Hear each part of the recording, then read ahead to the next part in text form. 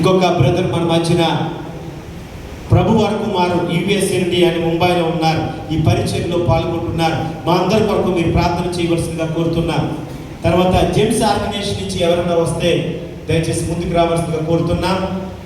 Augustine జప్ Kumar గారి యొక్క ministry బీహార్లో మొదలుపెట్టి నిలవబడడానికి దేవుడు అవకాశం ఇచ్చాడు.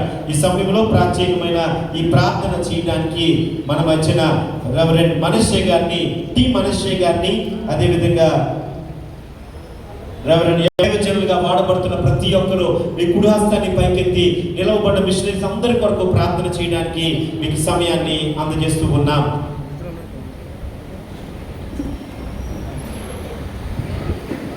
థ్యాంక్ యూ సో మచ్ అండి. ఈ గొప్ప ఈ ప్రోగ్రాంలో నన్ను ప్రేమతో ఇన్వైట్ చేసిన మిషన్ ఇన్ వైజాగ్, మరి ముఖ్యంగా ఇమాన్యుయల్ గారికి నా ప్రత్యేకమైనటువంటి మాట తెలియజేస్తున్నా. ప్రార్థనకు ముందు రెండు మాటలు, ప్రసంగం కాదు.